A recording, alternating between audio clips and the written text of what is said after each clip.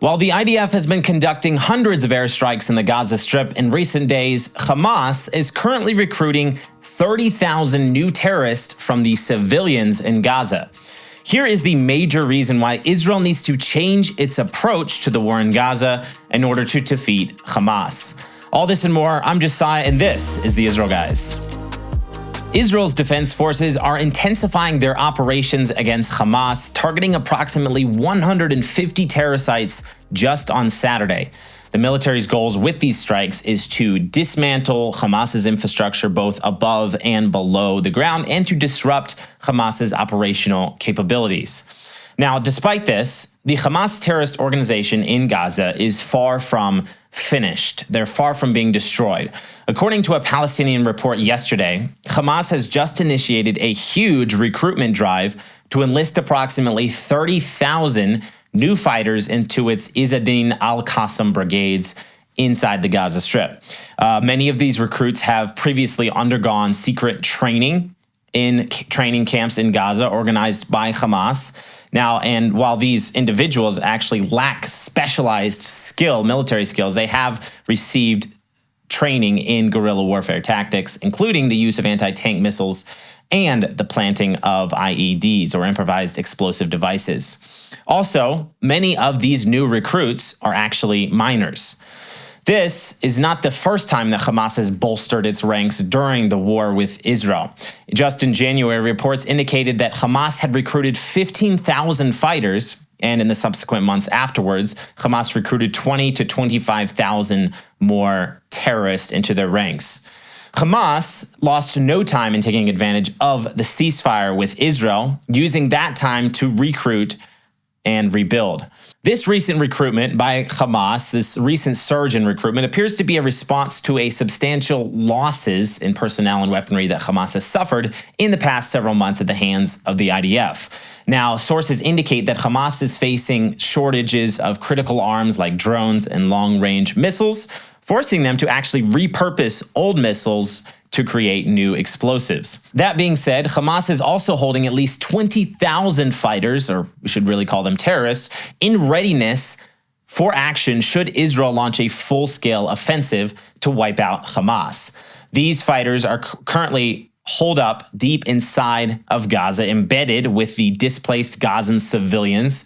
Even though Hamas has been attacking IDF troops in recent weeks, when a good opportunity presents itself, it seems that Hamas is holding back most of their force for a bigger conflict. The question I have is how is Hamas able to recruit tens of thousands of new terrorists inside the Gaza Strip if the Gazan civilians are truly tired of Hamas's rule in Gaza? If Gaza is really full of innocent Palestinian civilians and a few Hamas terrorists, like the Western media claims it is, then why are Hamas's ranks swelling as the war goes on? Why didn't any single innocent civilian in Gaza ever give a single piece of information to Israel on where the hostages were located? Why were some of the hostages actually held captive by the quote-unquote civilians in Gaza? The answer is really difficult to swallow, but these so-called innocent civilians in Gaza are 100% aligned with Hamas's ideology and goals of destroying Israel. This is why something different needs to be done with Gaza besides Israel just getting back their hostages and pulling out of the Gaza Strip. If the population of Gaza is not moved out of the Strip, Hamas will continue to use them as willing accomplices to fulfill their evil schemes and goals. The people of Gaza should be relocated to different Arab countries around the Middle East. If they stay in Gaza, there will be more terrorism for Israel, more suffering for these civilians by their own people, and less peace for Israel and the Arabs. With the challenges Israel is facing, I want to share with you a way you can strengthen Jewish families on the front lines of the battle for the land of Israel. Blessed by Israel is a company that brings amazing products of families in the biblical heartland to people all around the world. From Israel straight to your doorstep, enjoy awesome products like coffee roasted to perfection by Agro Cafe, which I actually drink here in the office every single day, several different kinds of delicious honey, jewelry, organic spices, and much, much more, all from wonderful small family-owned businesses in Israel. Be a part of encouraging and investing in the people of Israel and enjoy high-quality products at the same time. It's a win-win for everybody.